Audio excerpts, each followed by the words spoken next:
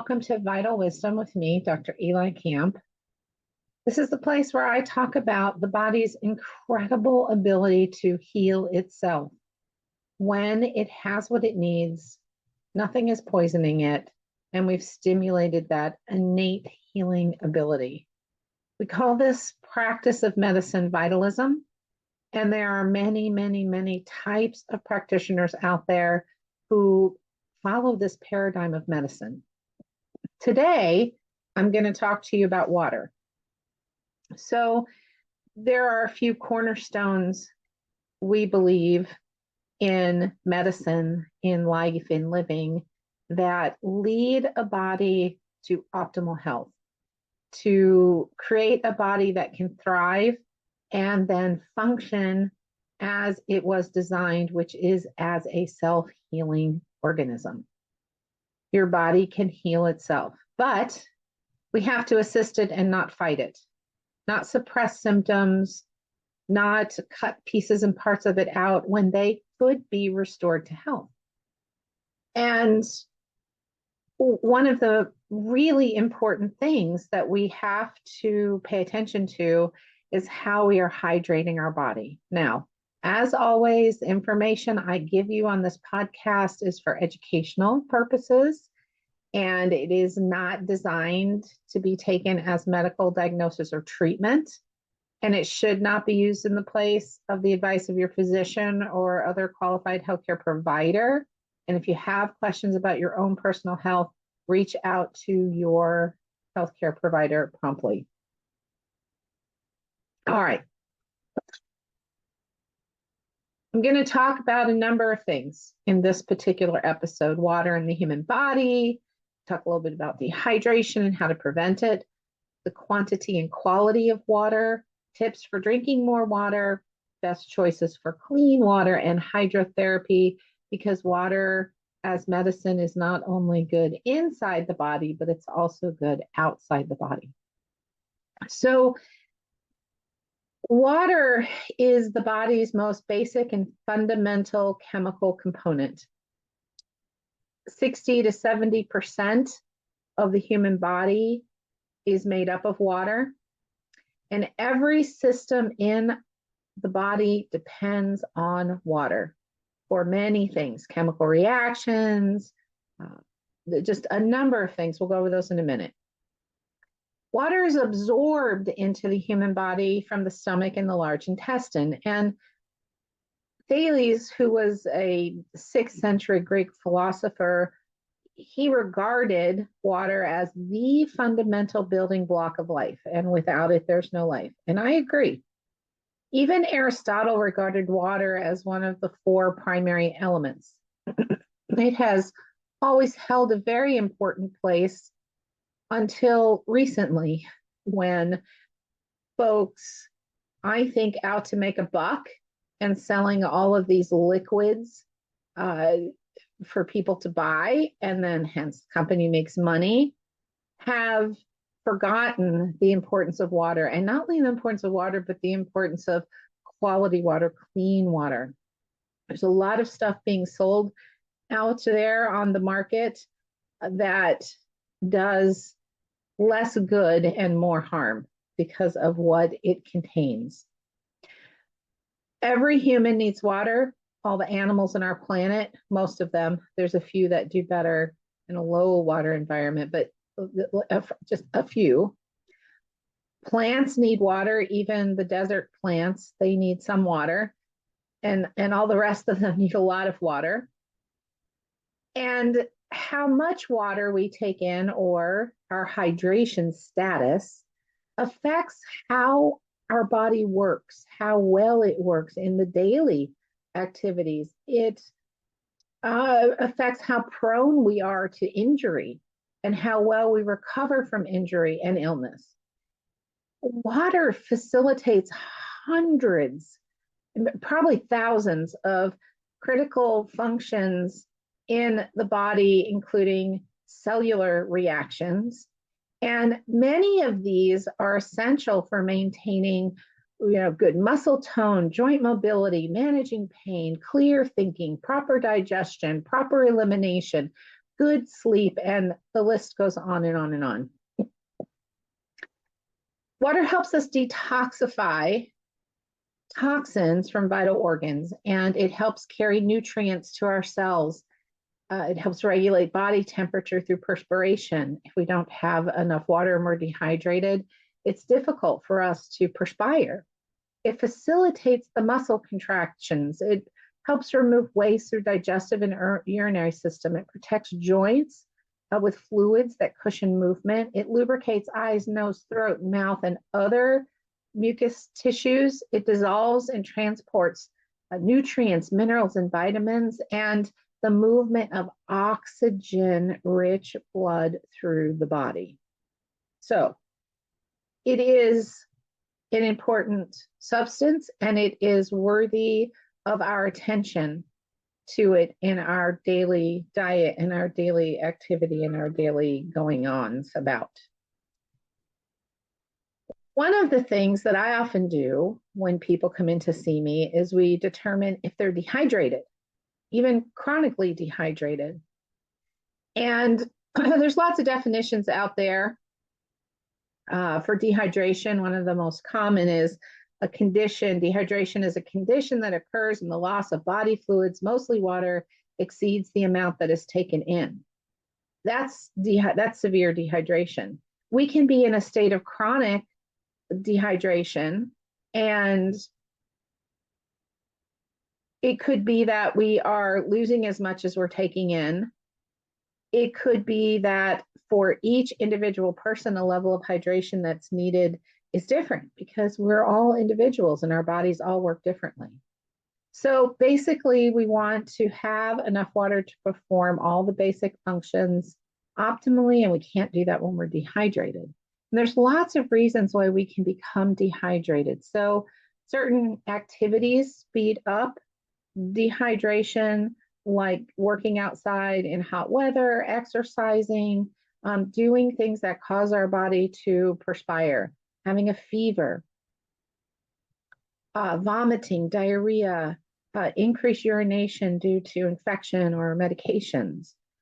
And some health conditions, like just as an example, diabetes can cause the risk of dehydration. So we want to make sure that when we are engaged or things are happening where we have the potential to lose water from our body, we're particularly paying attention to that.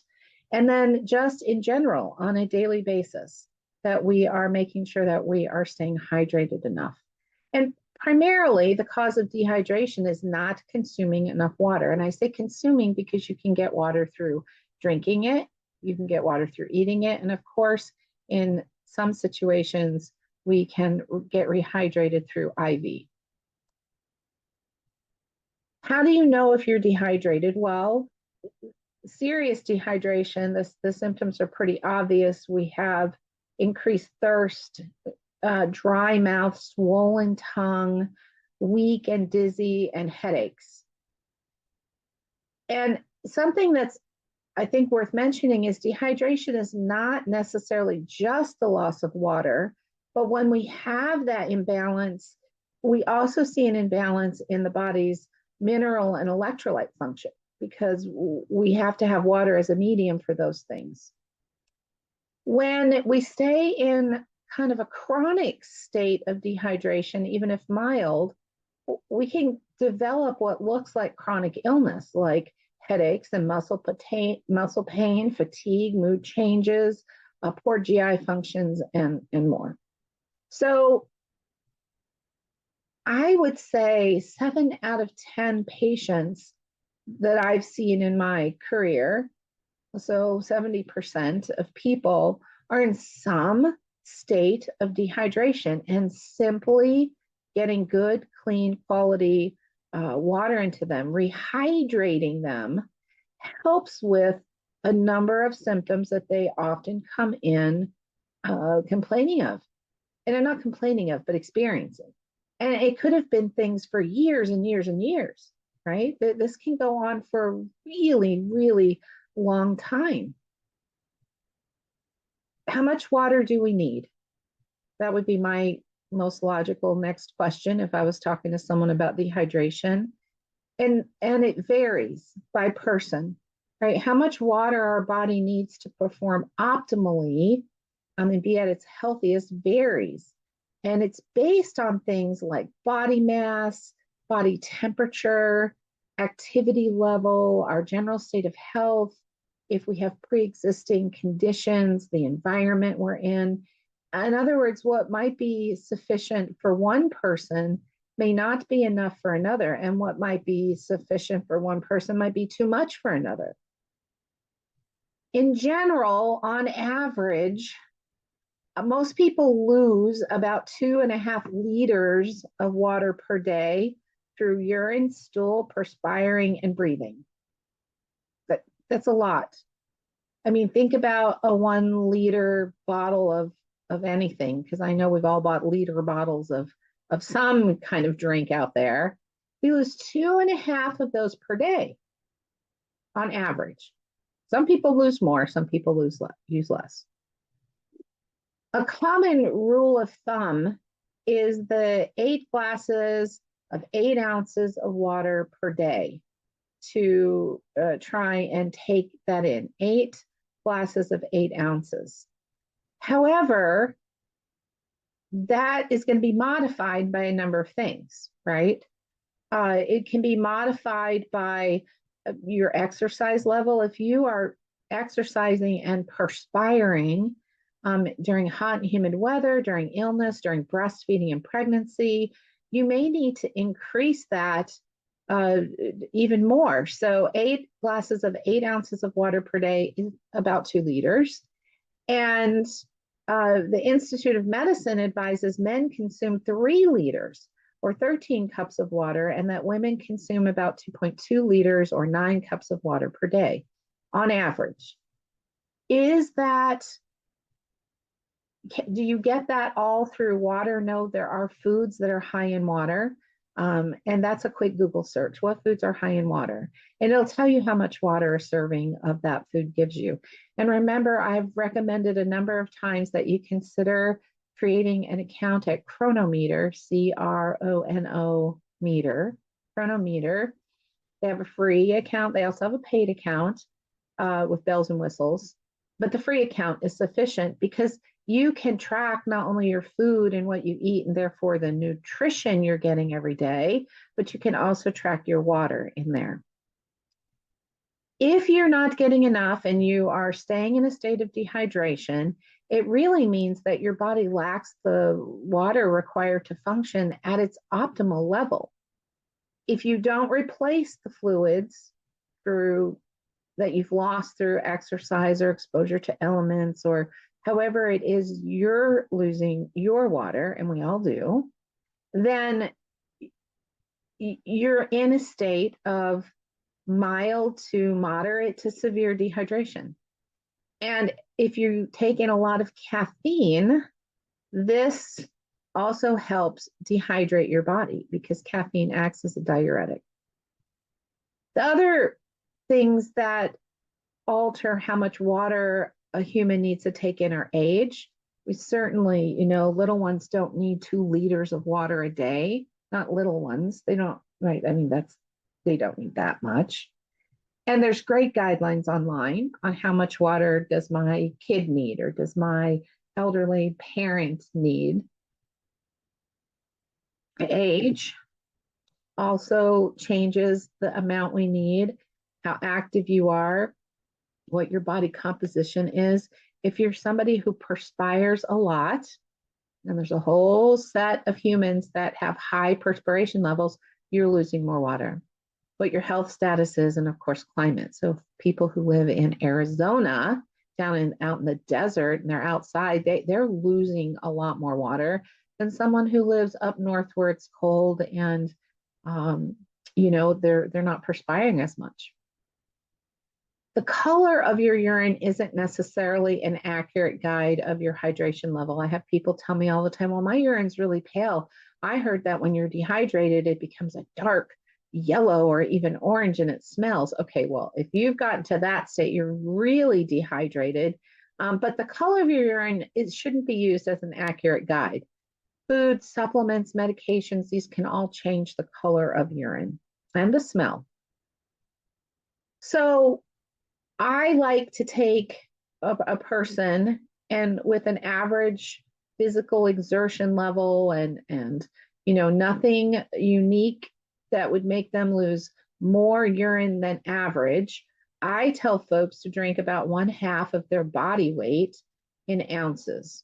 So if you weigh 100 pounds, then you're going to drink 50 ounces of water each day. You weigh 150 pounds, you're going to drink 75 ounces of water each day, and you're going to change that amount based on what you eat. So if you have a high water intake through food, you don't have to drink as much. And if you expend a lot of water because of how you live or where you live, then you're going to take in a little bit more water. So that's my general rule of thumb with people.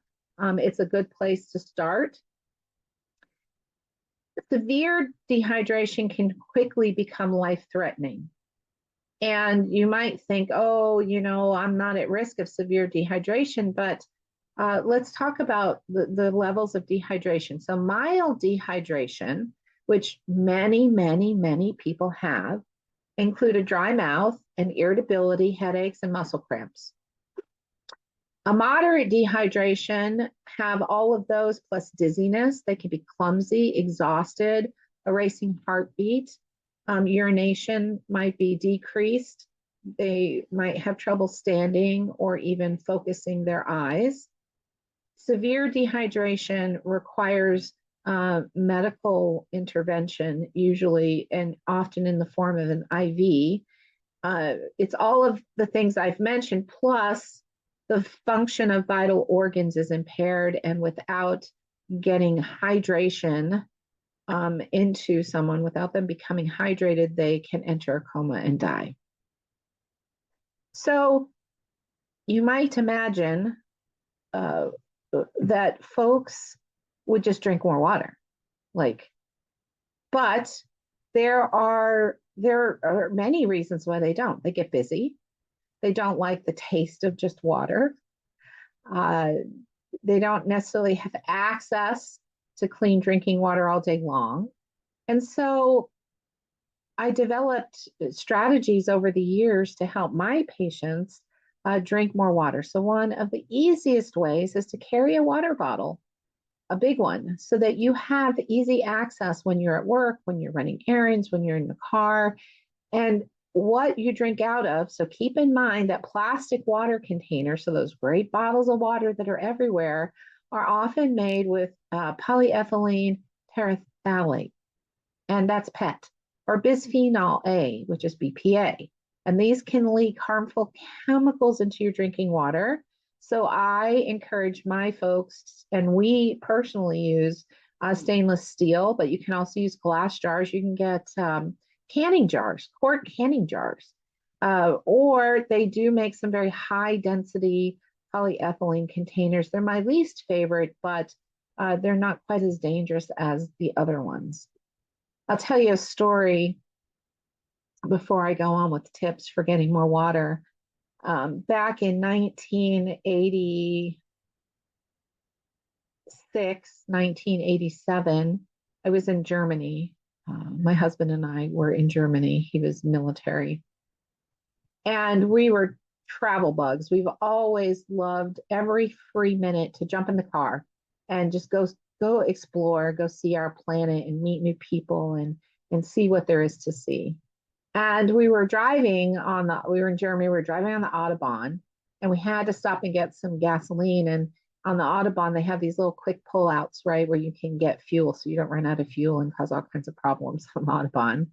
And they have, they had little shops there, like our convenience stores, but much smaller and with just like the basic stuff. And one day we were on a trip and we stopped and I wanted water. And we walked into the little shop, no water. They didn't even have cups that I could get water from their tap. And I said to my husband, someday somebody is going to start selling water in bottles and they're going to make $1 million. And he laughed at me. He said, nobody's going to pay money for a bottle of water. And I was like, I'm telling you, they will. And don't you know, when we got back to the States, so just a few years after that, we started to see the bottles of water appear on the shelf, the most amazing thing, and in Europe as well. But uh, what your bottle is made out of is important. Some people have asked me, well, if I'm out and about and I don't have water with me, is it better to not drink water or buy one of those plastic bottles of water? And, I think our body can detoxify. And so I would always say to them, if you're thirsty and you're afraid you're getting dehydrated, drink the water. And then, we can do some detox herbs and, try and get your body cleaned out the best we can. But the easiest thing to do is carry water with you. Choosing water instead of sugar sweetened beverages. This helps increase water and cut calories. I mean, oh, that's a whole other episode. What manufacturers are putting on the shelves for consumers to buy. There's so much poison out there, like literally. Like it doesn't have to be poison that makes you fall down and die as soon as you consume it. There's other ways to poison people. But these sugar sweetened beverages or sugar-free stuff that is made with all these artificial sweeteners, these things are not good for us. They aren't good for us. And in some cases, especially the ones with artificial sweeteners, they're very dangerous for our nervous system. So whenever you have the option to choose water, you can do things like add lemon, lime to it. You can grow stevia in a little pot in your house or in your backyard, peppermint, and throw a stevia leaf or a peppermint leaf, in the water. You can add other fruit flavors. You can add, to 8 ounces of water, you could add an ounce of fresh squeezed orange juice or watermelon or lemon. Well, I already said lemon, but you could put sliced strawberries, blueberries, cucumbers. Like you can flavor your water and you can flavor it with real food. When you go out to eat, eating out, now this becomes a little tricky because many restaurants are just on municipal tap water, but almost all restaurants have like the glass bottled sparkling water and things like that, which doesn't cost any more than getting a glass of Coca-Cola. So choosing water instead of other beverages when eating out, that increases your water intake and helps save money and reduces calories and all that stuff as well. If you like it sweet, which so many people do, so many humans, it's almost like we were programmed to be drawn to sweet in some way, which has probably kept certain generations of people alive, that drive to get something sweet into us. If you don't really, if that's it, like that you need to drink something sweet, there's a few other ways. You could do coconut water. It's rich in natural electrolytes and it can help boost your hydration status. Adding the fruit, of course, stuff like that. Doing bubbly, sparkling spring water. That can hit the spot, but don't get the kind with sweeteners in them. Have an herbal tea, so naturally caffeine-free herbs. There's a lot of them, and you can look them up. Iced or hot, they count towards your water intake. And if you're really strategic about it, you can choose herbs that are also helping heal you on some level and restore health to your body.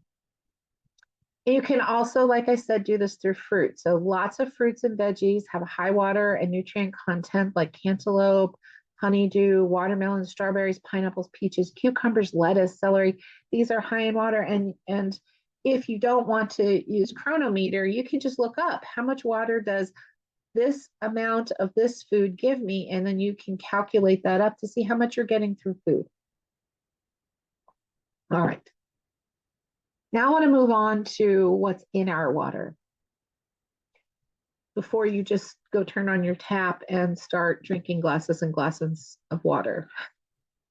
The quality of the water that we're drinking has to be considered. So I'm going to go over a few stats with you. I'll try and make them not boring.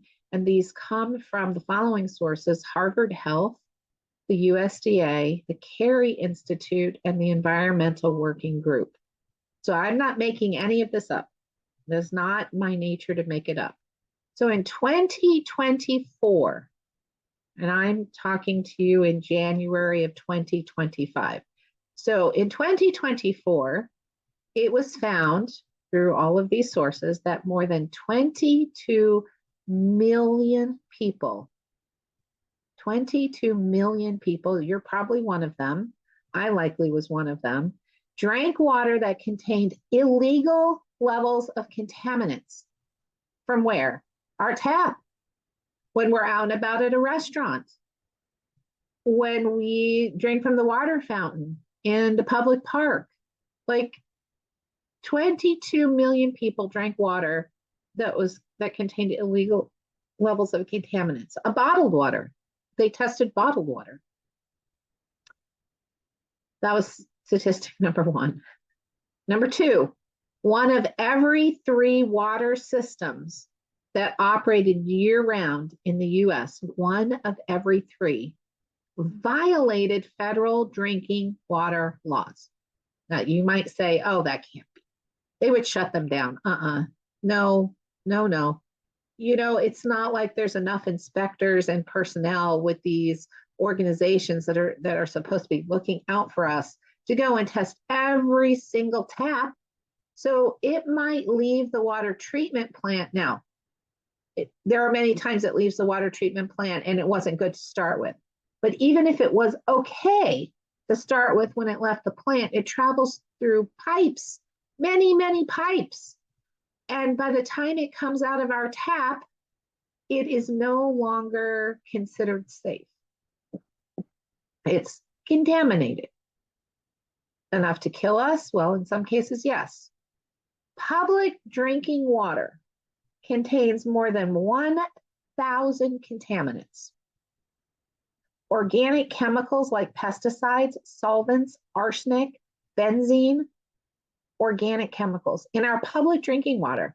That includes the tap in your home, in restaurants, in like the water that's supplied by the public utilities. It contains inorganic chemicals such as lead, mercury, nitrates, those are the bad ones. Iron and zinc can, in some forms and some amounts, be great, the iron. Microbes like viruses, coliform bacteria, giardia. Why are we not all running around with the constant runs? Because the human body was designed to combat these things to some degree. So the healthier you are, the less problems that those microbes cause, but it doesn't mean you're not getting exposed to them. Just like in the air or in the food you eat or the air we breathe, they're everywhere, right? Radioactive contaminants like radon. And this is the really, really concerning one to me. I'm going to talk more about it in a second. Pharmaceuticals. They only screen for certain things. But when they take a sample and they look at everything they can possibly test for, this is when they start to find that public drinking water contains more than 1,000 contaminants. Okay. The IPA has set legal limits or maximum contaminant levels for only 40 of the 1,000 contaminants. EPA, sorry. For only 40 of the 1,000 contaminants. 40. That leaves 960 that we don't even know how much of any of those should be present. Number 5, even though lead levels may be within the EPA's MCL is maximum contaminant level, may be within the EPA's MCL. Remember, like I said, this is the measurement taken at the plant. On the way to the tap, it goes through pipes and fixtures and past solder and all this stuff. So one of the things, if I have someone who simply does not have the means to do anything but drink tap water, I tell them to let their water run for at least 2 minutes. Make sure it's cold before drinking or cooking with it. And then, I try and get them to use some type of filtration system. Find out whether your water is from surface water, like a river or a lake, or groundwater. And you can simply call your local municipality and find out. Why? Because surface water contains higher letters of these contaminants like chloroform.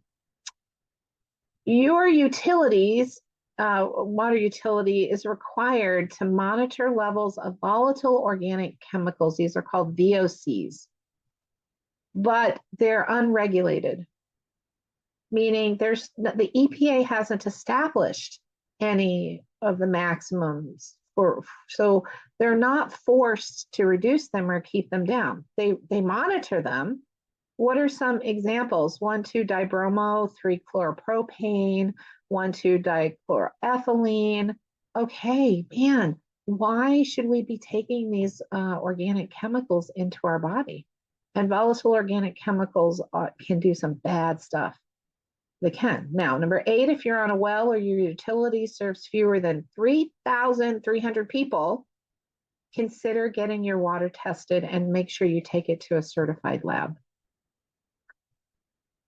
If you live near an industrial plant of any kind, the EPA has a toxic release phone number you can call. It's 202-382-3531. And they'll tell you what chemicals that industrial plant uses. And I'll tell you, to date, there hasn't been a single water source near an industrial plant that does not contain at least one and often more of the chemicals used by that industrial plant. Let that sink in for a minute. How about this? Number 10. This is the scariest thing to me. No federal agency approves water treatment units. How about that? That should give us all pause. Fluoride. I know some people are all about get fluoride in the water, and some people are all about it's a poison, get it out of the water. I'm in the latter camp. Fluoride should not be in our water. There's a lot of other things we can do to keep teeth healthy, like proper diet, proper cleaning, sugar. Like, there's so many things we can do. And there's a huge concern amongst folks who follow the quality of drinking water. There's a lot of great organizations doing that. And one of their big concerns is fluoride. It occurs naturally in the air and water to some extent, but higher concentrations of it occur as industrial byproducts of aluminum and fertilizer manufacturing. And one of the most perplexing, so fluoride is not an FDA approved drug. And this is interesting. It's not an FDA approved drug, and yet it's more toxic than lead, and it's routinely added to public water supplies. So there are a few really good books, and I apologize, I didn't look those books up. I might mention them on the next episode at the beginning. There's a couple of books that were written by very, very good people. They did their research. They can support everything that they claim. And one of the ideas is that at some point, these byproducts, right, from aluminum and fertilizer manufacturing produce so much waste that there was no way they could get rid of it except by getting it added to the public water. There's a number of states in our country who have outlawed fluoride, a number of counties within other states that have outlawed fluoride being added, and a lot of talk with this administration change here in 2025 to completely remove fluoride. Well, I don't know what those industries are going to do with that. I mean, it takes us all the way back to the problem way back when they had to get the Dental Association on board to say, yeah, we need fluoride. It helps prevent cavities. So we have to ask ourselves, why is fluoride being added to water if it's toxic? The US and Canada first began adding fluoride to public water supplies in 1945 and 1946. And there was this scientific theory behind fluoridation that because fluoride is a negatively charged atom, that it combines with positively charged atoms like calcium, and it becomes a more solid molecule, and that it's believed that exposure to this helps remineralize teeth that have been broken down by bacteria and poor diet and things like that. So their levels were set by the US Department of Health and Human Services, saying what levels of fluoride can be used safely. But despite the potential benefit, it is still known, it's scientifically sound to say that in certain doses, fluoride is toxic to the body. And studies have shown that fluoride can lower IQ, produce dementia-like effects, lower thyroid function, decrease mental acuity, increase depression, cause weight gain, diminish bone strength, increase bone fractures, and increase cancer risks. It sounds kind of like this new pharmaceutical they've released where they say, oh, you can take this and eat any food you're allergic to, but look out for liver failure, cancer, death, brain swelling, all this stuff. When in my mind, the simplest thing to do if you have a sensitivity to a food is don't eat that food. Like, well, why put yourself on a chemical substance that can cause all these problems just so that you can eat something that your body is allergic to? That's not vitalistic. That's not even good medicine. Natick, Massachusetts, in 1997, they conducted a study because there was enough interest from the citizens saying, do we need fluoride in our water? Should we fluoridate our water? Or should we just get it out of there since it can cause so many problems? And the study was conducted by the US Army Research, a microbiologist, an environmental chemist, and a former Apollo program project scientist and a molecular biologist. And they did this study for the city of Natick, Mass. And they found that the fluoridation in the water increases fluorosis in children by about 6%, which it's a serious dental disease. It adversely affects the central nervous system, and it can cause behavioral changes and cognitive deficits. It's a developmental neurotoxin. It affects the nervous system of a developing fetus at doses that are not toxic to the mother. It may be positively correlated with increased hip fracture rates in persons over 65. It has a negative impact on human reproduction, and they cited at the time an epidemiological study showing a correlation between decreasing annual fertility rates and increasing levels of fluoride in drinking water. There were many studies linking it to cancer. It's a negatively charged molecule. It's very sticky. And it inhibits and alters the actions of a long list of enzymes that our body needs for proper metabolism, growth, and cell regulation. Okay, what happens? And we're just about done with fluoride. Well, after reviewing the report, the city council decided the health benefits of fluoride did not outweigh the health risks, and they took it out of the water. Many, many, many places have followed suit. Now, it is definitely, you should, if you're concerned at all, check it out. You can go fluoride free easily. Okay, what's the other thing in our water? I said I was going to talk about pharmaceutical compounds. So many of the new emerging contaminants are endocrine disrupting compounds. And the endocrine system in the body includes the thyroid, the adrenals, and the reproductive glands, among others. And there are many, many, many experts that worry that there are potential drug interactions possible from this type of contamination, and that long-term low-level exposure poses a serious risk to the health of humans. And unfortunately, right, people aren't necessarily monitoring this or regulating this. And there are many types of pharmaceuticals that have been found in our water supply. People are testing, people like me. And if you are still listening to my podcast here on whatever episode we're at, 10 or so, then you care too. I know you do. And what are they finding? They're finding antibiotics, anticonvulsants, antidepressants, asthma medications, cholesterol medications, heart medications, pain, sex hormones, tranquilizers.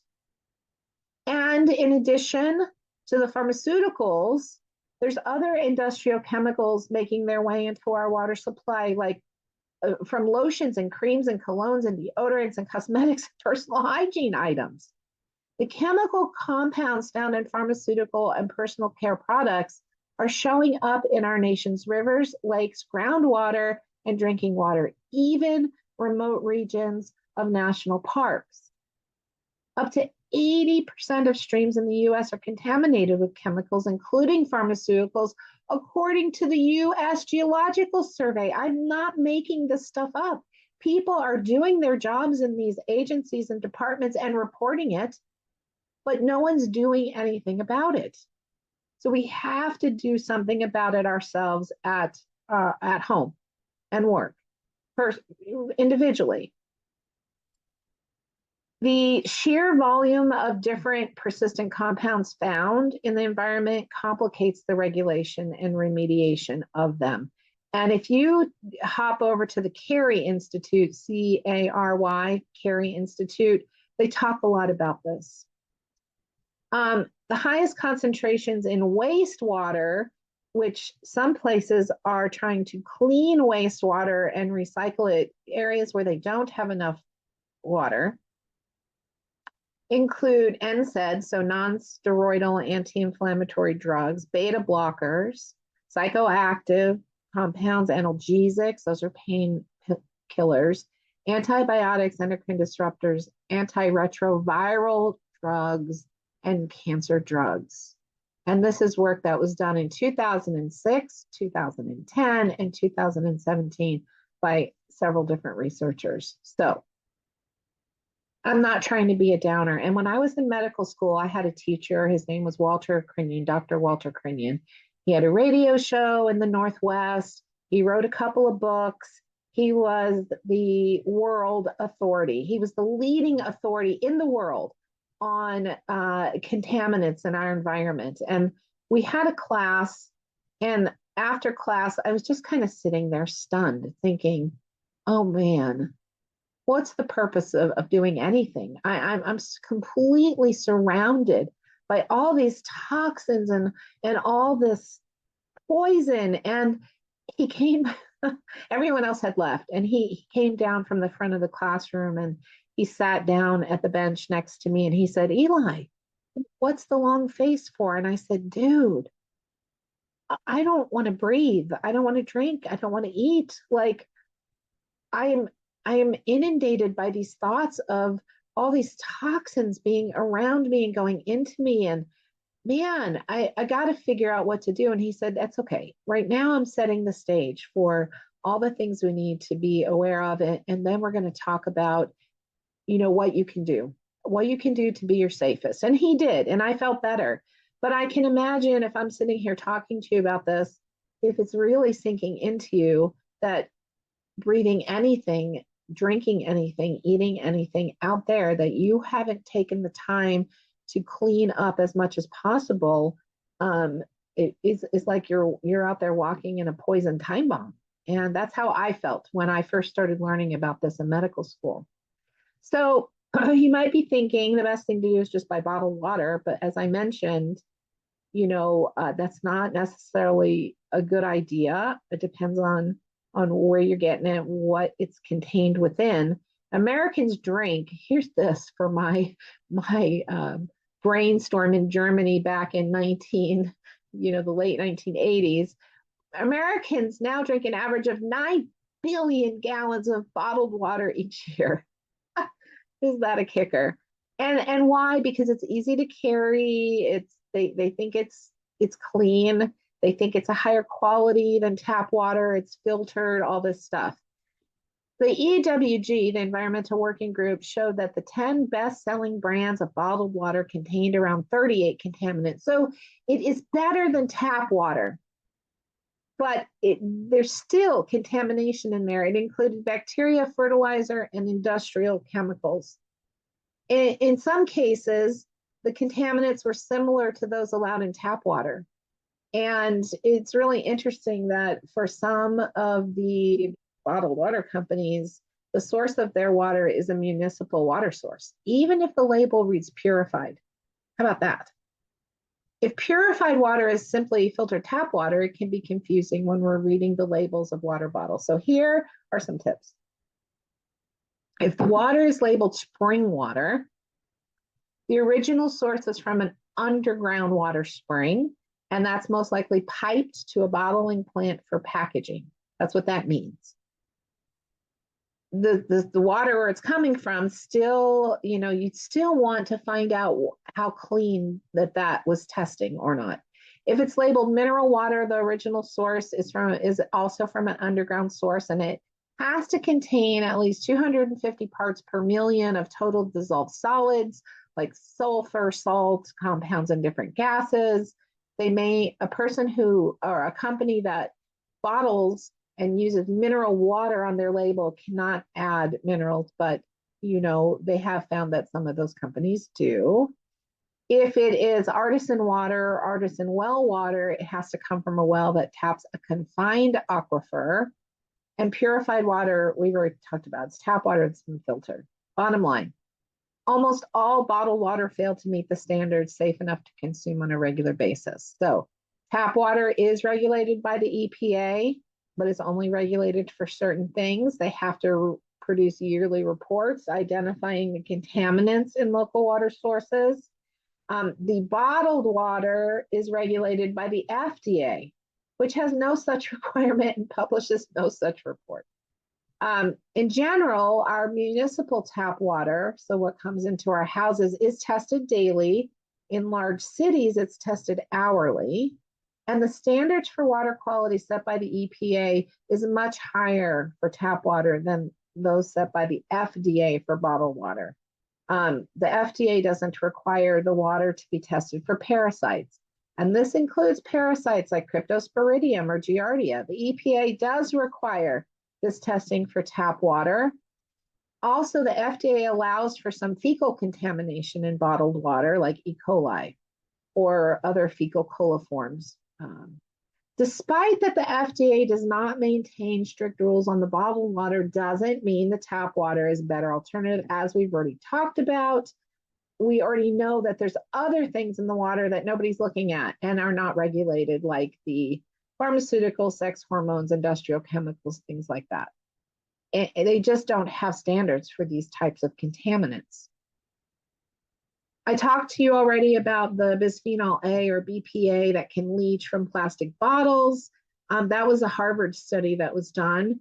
The National Toxicology Program knows that BPA can affect the brain, behavior, and prostate gland in fetuses, infants, and children, but there's a lack of human clinical studies, so we don't know the full extent of BPA. So BPA kind of tricks the body into thinking it's hormone, and so that's we can make the jump. Let's make the jump that it affects the endocrine system. If it acts like a hormone, it can affect the endocrine system. So, bottom line is the quality of tap water does vary by city, just like bottled water varies by distributor. Just put a little bit of research into what you're drinking and what you're drinking from, and get your city's annual quality water report. You can also get your water tested. There's independent labs that will test and tell you everything that they test for that's in your water.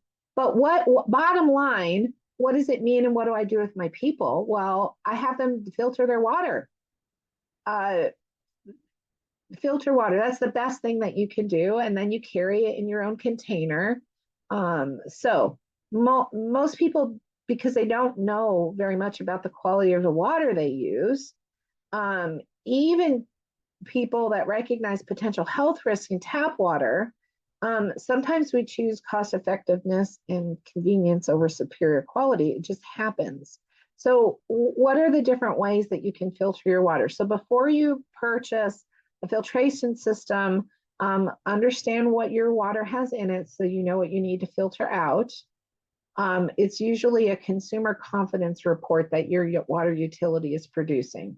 You're supposed to get that every year by July from all municipalities in the US, but I don't think they all send that out. It's also supposed to tell you where your drinking water is coming from, what contaminants have been found, and how those levels compare to national standards.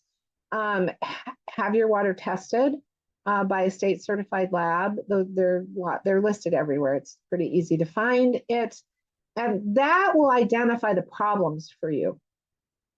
And then you'll know if you can use a general filtration system to get most of it out, or if you're going to have to purchase something that's more specific. So here are the different types of filters: countertop personal use filters. These are placed in a pitcher or a water bottle. You can get some that are like used for camping and they can filter out bacteria and things like that. Point of entry filters are installed at the main water line to your home, to a faucet, to your hoses.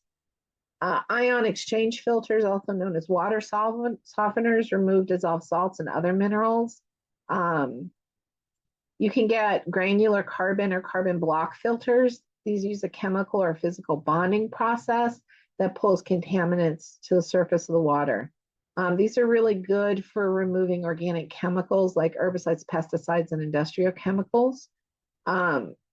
Loose material can form that can trap water, which escapes proper filtering. So there's some maintenance and upkeep you have to do with these type of filters. Reverse osmosis forces water through a membrane that draws out organic and inorganic contaminants. It uses 3 times as much water as is treated, but it's the most effective in eliminating all disease-causing organisms and most chemical contaminants. You lose minerals during reverse osmosis, so you have to add trace minerals back to the water or take a trace mineral supplement, which most folks who've come into me who are already using RO systems aren't doing the trace minerals. And I'm going to have an entire episode on that. Alkaline water systems, you probably hear a lot about that. There's a few health scientists that propose alkaline water can neutralize acid in the body and that's good for health. So there's that system. Activated carbon filters. These are common in the countertop and faucet and under the sink. We use one of these. It's called Zero Filtration System. And we have 2 pitchers and we go through about 1 filter every 2 months. You can distill your water. It collects purified steam. Again, you would have to put trace minerals back in, and then ionized water has been separated into acidic and alkaline components. So that's like a Kangen water would be very one of the best known ones of that. When you just remember to remineralize, and Zero is what we use because it's easy. Hydrogen water, some people ask me about this. Hydrogen water has been infused with hydrogen gas. Preliminary studies show this can be helpful for increased exercise capacity, physical endurance, liver function, a whole bunch of things. I don't find the mechanism of action to be very well explained, and there are not a lot of studies, but it does seem relatively safe. It loses hydrogen quickly, so it's supposed to be consumed within a short period of time of being infused. And then structured water is water that's been exposed to various forms of energy, such as magnetic fields, sunlight. This has been known and studied for like over 20 years in modern science. And benefits that have been observed include increased growth, reduced markers of oxidative stress, improve blood lipids, blood fats, things like that. So that is my internal water episode for today. I know this is a long one, but hey, sometimes I do 15 or 20-minute episodes. So now what I'd like to talk to you about briefly is the external use of water. And in naturopathic medicine, we call this hydrotherapy. And it's important to me, and one of the reasons why I'm doing Vital Wisdom podcast, to help people learn how to become their own doctor. And by learning how to be your own doctor for yourself and for your family, you really are going to find freedom from a corrupt and failing system. Now, it doesn't mean I don't think you shouldn't have a naturopathic doctor or a chiropractic doctor or some other holistic health practitioner practicing from the vitalistic paradigm on your team, because sometimes we need a doctor. But most of the time we can do this ourselves, and people don't realize that, right? I do believe in the wondrous ability of mainstream medicine to handle life-threatening emergencies. This is where they excel. That should be called emergency medicine. And everything else, in my humble opinion, needs to be handled by the folks who understand how to restore health to the body so the body can continue to self-heal itself. And there's a time and place for true emergency care. But today, in this day and age, many people call a doctor for things they can do themselves. And when you learn to be your own family doctor, you learn how to create and maintain health. And with health, there's really not that much to treat, right? Other than acute emergency, accidents and wounds and things like that. Remember, I say this, and I hope I say this every episode, when the body has what it needs, it's not toxic, and it receives assistance with its healing attempts, the body heals. It's that easy. It's how we were created, designed, evolved, or accidentally arrived here. I don't know, whatever you believe. The truth of it is we can heal. We can heal cardiovascular, we can heal joints, we can heal, our bodies can heal. And it's doing this every second of the day, and we can either help it or hinder it. So how do we help the body heal? Well, of course, the basics. And I've talked about those, and I'll keep talking about those. Dr. Lindlahr is one of the early nature cure practitioners. He taught that the quality of the lymph and blood are of the utmost importance to a strong healing ability. And I find that they're often overlooked by both patient and doctor. And so one of the ways that we can improve the composition of the blood in the lymph is through this modality called hydrotherapy. And it is one of the deepest acting treatments to stimulate the body's ability to do its own restoration more effectively. It's very low tech, but high powered in its ability to support our health. And why is that? Well, water is plastic. If you've ever heard of Dr. Masaru Emoto, he wrote a book called The Hidden Messages in Water. It's so worth finding this at the library or just buy a copy of it, right?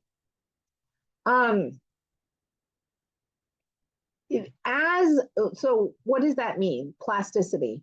Water takes and holds information and shapes itself accordingly, right? So it is not only the physical form that water takes, but the thoughts of those around the water. So plasticity has not just to do with the physical form that the water's in contact with, it has to do with the information that water can pick up. And Emoto's great gift was to expose water to different thought forms and then to freeze and analyze the crystalline structure. And this is just a fascinating read, and it shows how we can have a direct influence on the water that we're taking into our body and that we're using. So it also is imprintable. The water element has cycled and touched everything on the planet, and it leaves an imprint in the molecular structure of the water. Viktor Schauberger was a naturalist and a forester in the early 20th century, and he was a great observer of nature. And he watched the streams in the forest that he was responsible for, and he started to discover that water moved through streams that have curving snake-like motions where there were swirls and eddies. And that water was alive in a different way, and the hydrodynamics were different. Waters at certain water at certain temperatures, having gone through these certain movements, could lift rocks in the bottom of the stream bed and swirl them around far beyond what we could understand in physics at the time. Schauberger began to realize that these movements revitalized water in a profound way. And then Rudolf Steiner put a lot of work into working with water to revitalize water and developed work he called flow forms. So when we put water into tubes or canals where it's running straight, the water loses vitality. When we put it through curves and it creates spirals and it keeps the water energetically alive. And the other, and for the rest of it's important for this episode of Vital Wisdom, water conducts heat and cold. So it's very important. Like I said, we're up to 70 to 72% water. There's a lot of historical use of water. I'm going to skip over that because this episode is getting long. And instead, I want to talk about the hydrotherapy at home. So there's a few things. Alternating hot and cold is one. A wet sheet treatment, warming socks treatment, constitutional hydrotherapy.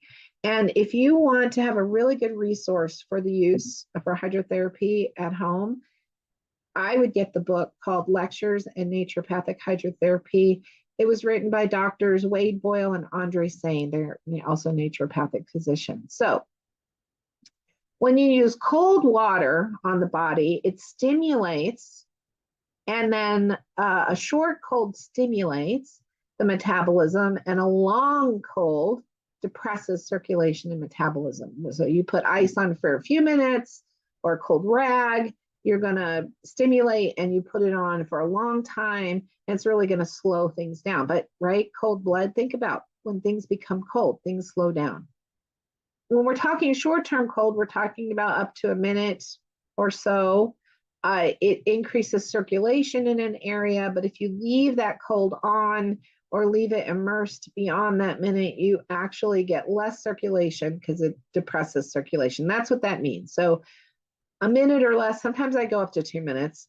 And with my patients, it just depends on what we're treating and what we're doing. This is good. It reduces swelling in the area. But for tissue healing, you really don't want to leave cold on that long, which is why we should not be putting ice on for 15 or 20 minutes to an injury. Heat.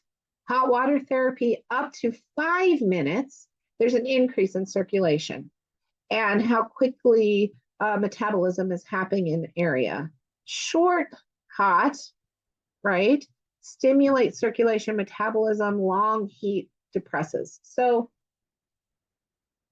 for this first therapy we call alternating heat and cold, it's a great thing to do when you have had an injury to an area, a torn ligament, a sprain, a strain. If you just have pain somewhere, this is really good.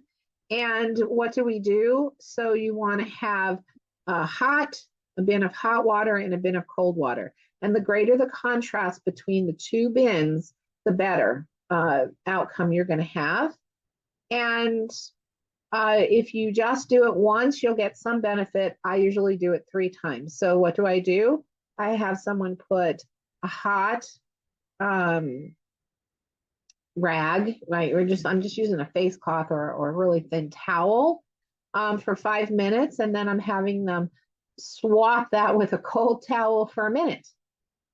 And I do that 3 times in a row. And what the best things that we see, you don't want to burn the skin, you don't want to freeze the skin. It's as hot as can be tolerated and as cold as can be tolerated. But the bigger the difference, the better. So it increases circulation, it reduces pain, it speeds healing. And you could do this for chronic sinus inflammation or infection. You can do it for a sprain, you can do it for a contusion, fractures. You want to do it on the opposite limb. If you have a broken arm, do it on the other arm. You do on the opposite limb. If you're feeling a little run down, sinus infection, sprained joint, broken bone, all that stuff. If you have a headache, you can do this as a foot bath. So that is one really easy thing that you can do at home. Hydrotherapy. The other one that I use frequently at home with folks is a heating compress. It's a wet sheet.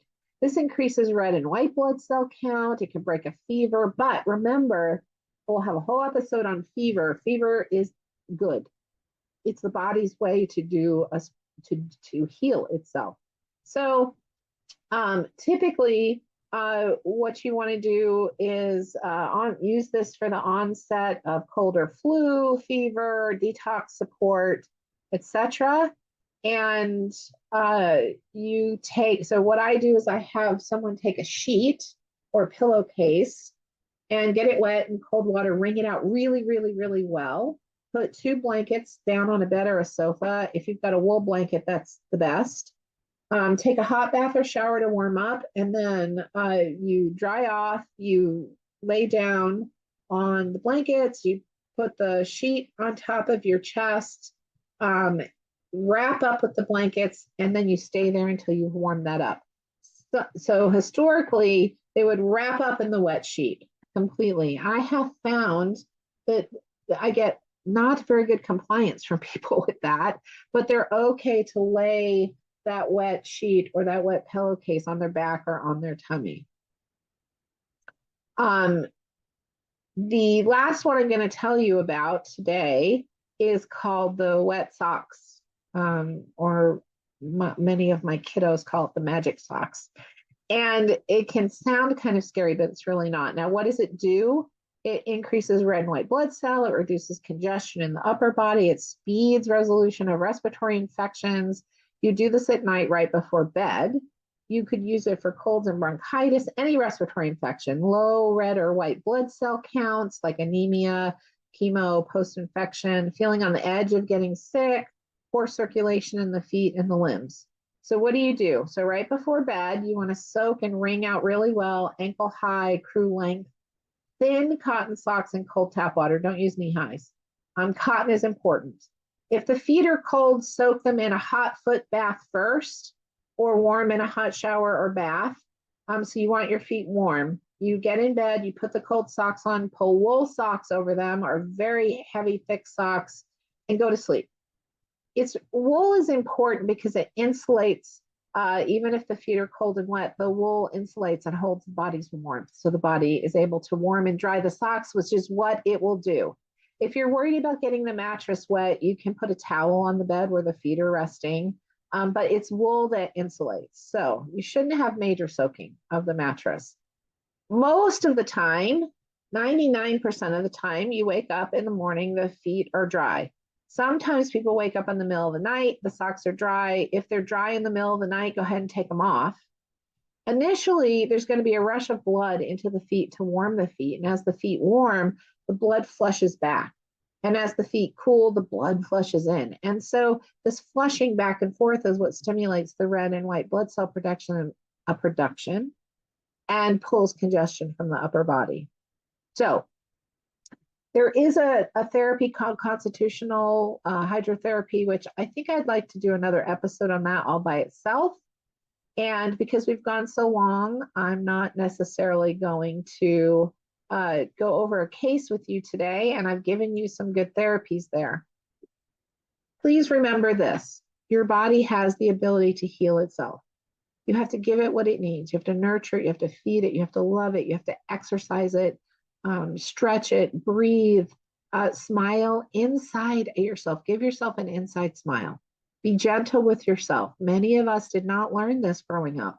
And as adults, we were starting to figure out, hey, wait a minute. Isn't there something more to finding my own personal level of optimal health? And there is.